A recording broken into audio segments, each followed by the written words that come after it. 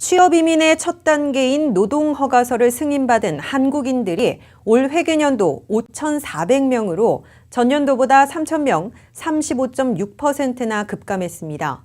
트럼프 행정부 출범 이후 전체 접수는 8% 늘어난 반면 승인이 24% 급감해 그만큼 노동부의 취업 이민 심사가 까다로워진 것으로 확인됐습니다.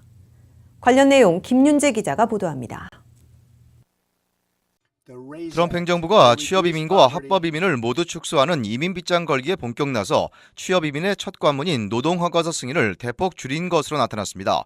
취업 이민 2순위, 3순위 신청자들이 가장 먼저 거쳐야 하는 노동허가서 관문부터 취업 이민을 많이 신청하고 있는 한국과 중국, 인도 출신들이 모두 직격탄을 맞은 것으로 확인됐습니다.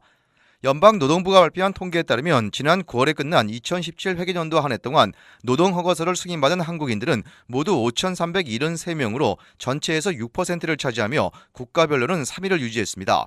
하지만 이는 전년에 8,349명에서 무려 35.6%나 급감한 겁니다. 한인 승인자들은 오바마 시절이었던 지난해 이례적으로 2배나 급증했다가 트럼프 행정부 출범 첫 해인 올해 다시 급감세로 반전됐습니다. 1위인 인도 출신은 지난해 6만 5,100명에서 올해는 4만 8,000명으로 26% 대폭 줄었고 2위인 중국 출신들은 9,900명에서 7,900명으로 20% 감소했습니다. 전체 통계를 보면 2017 회계년도 한 해 동안 접수된 노동허가서 신청자들은 10만 5천여 건으로 전년보다 8% 늘어났습니다. 그러나 승인된 노동허가서는 8만 7,600건에 불과해 전년도 11만 5,900건에서 무려 2만 8천여 건, 24.4%나 급감했습니다. 기각된 건수는 전년도 5,500건에서 올해는 6,400건으로 15.3% 증가했습니다. 이에 따라 취업 이민의 첫 관문을 관할하는 연방노동부가 노동허가서 심사를 매우 까다롭게 하며 자연스럽게 지연시켜 승인자들을 급감시켰다는 분석을 낳고 있습니다. 트럼프 행정부는 취업 이민 1단계인 노동허가서뿐만 아니라 2단계인 이민 페티션 I-140, 마지막 3단계인 영주권 신청서 I-485 등 모든 단계에서 심사를 강화하고 있어 합법 영주권 발급을 줄일 것으로 우려되고 있습니다. RKTV 뉴스 김윤재입니다. CNN 방송이 오늘 미국 내 오프라인 점포가 문을 닫은 수치가 역대 최대치를 기록했다고 보도했습니다. 아마존을 중심으로 온라인 유통시장이 급성장하면서 오프라인의 쇠락이 한층 가팔라졌다는 의미로 해석됩니다. 유통업 띵크탱크인 펑 글로벌 리테일 앤 테크놀로지에 따르면 올해 들어 현재까지 폐쇄된 미국 내 오프라인 점포는 6,700여 곳으로 집계됐습니다. 이 같은 추세가 이어진다면 연말까지 8,000에서 9,000 곳이 문을 닫을 것으로 보입니다. 이는 글로벌 금융위기 당시인 2008년에 6,100여 곳을 웃도는 수치로 역대 최대 규모입니다. CNN은 온라인 유통과 최신 유행을 빠르게 반영해 저가 의류를 파는 패스트 패션이 급성장한 영향이라고 분석했습니다. 산타바바라 카운티에서 오늘 규모 4.3의 지진이 발생했습니다. 연방지질조사국에 따르면 오늘 오후 1시 38분 롬폭에서 남서쪽으로 16마일 정도 떨어진 지점에서 규모 4.3의 지진이 일어났습니다. 진원지는 반덴버그 공군기지에서는 20.5마일, 그리고 벤츄라에서 82마일 떨어진 지점입니다. 당초는 규모가 4.6으로 측정됐지만 이후에 정정됐습니다. 벤츄라와 옥스나드는 물론 LA 카운티 일부 지역에서도 흔들림이 감지됐습니다. 하지만 이번 지진으로 인명피해나 재산피해는 보고되지 않았습니다. 이번 주말 LA에서 대규모 마라톤 행사 가운데 하나인 런 락앤롤이 개최돼 한인타운 도로 일부가 차단됩니다.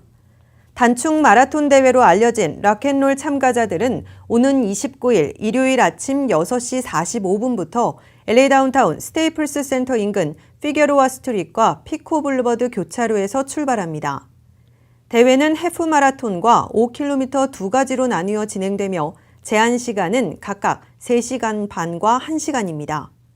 이들은 피게로아 길을 따라 메모리얼 콜로세움까지 갔다가 다시 스테이플스 센터로 돌아온 뒤 윌셔 블루버드를 타고 한인타운 웨스턴 에베뉴와 윌셔 교차로에 세워진 반환점을 돌아 다시 다운타운으로 향하게 됩니다.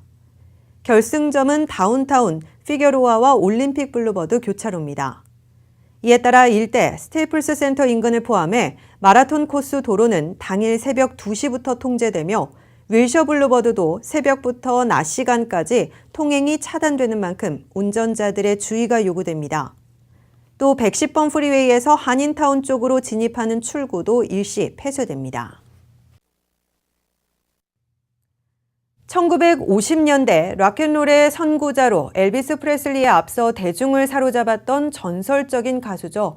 패츠 도미노가 어제 별세했다고 롤링스톤 등 헐리우드 매체들이 전했습니다. 향년 89살입니다.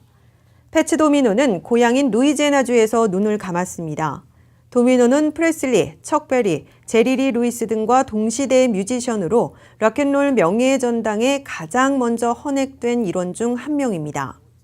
1955년에서 1960년 사이에 10개 히트곡을 발매하며 락앤롤 제왕 엘비스 프레슬리에 이어 두 번째로 많은 앨범 판매고를 올린 락앤롤 가수로 기록됐습니다. 대표곡으로는 블루베리 힐과 Ain't That a Shame 등이 있습니다. 블루베리 힐은 R&B 차트에서 11주 연속 1위를 달렸으며 앨범은 500만 장 넘게 팔렸습니다. 제작자이자 파트너인 데이브 바토로미와 함께 도미노의 음악은 락의 교과서로 불리며 이후에 레드 제플린, 리키 넬슨, 존 레논 등 많은 뮤지션에게 영향을 미쳤다는 평가를 받았습니다. 미국 법정에선 멕시코 마약왕 호아킨 구스만이 이끌었던 마약 조직의 자금 총책이 체포됐습니다. 멕시코의 조직범죄 전담 연방검찰은 오늘 수도 멕시코시티 외곽에 있는 산타페의 한 고급 아파트에서 빅토르 마누엘 펠릭스 벨트란을 체포했다고 밀레니오 등 현지 언론이 전했습니다. 체포 작전에는 검찰 특수요원 30여 명이 투입됐습니다. 일명 엘빅으로 불리는 벨트란은 구스만이 이끌었던 멕시코 최대 마약 조직 시날로아 카르텔의 자금 운용을 맡은 인물로 멕시코와 연방사법당국의 수배를 받아왔습니다. 그는 현재 시날로아 카르텔을 물려받은 구스만의 두 아들 이반과 헤수스 알프레도를 위해 위조 신분증을 활용한 돈 세탁 등을 통해 자금을 관리해왔습니다. 구스만은 지난 2월 미국으로 신병이 인도돼 뉴욕에서 재판을 받고 있습니다. LA시의 도로 가운데 전체 3분의 2 정도가 정기적으로 청소되지 않는 등 시스템이 엉망인 것으로 드러났습니다. 잠시 후 이슈 포커스에서 이 문제를 자세히 짚어봅니다.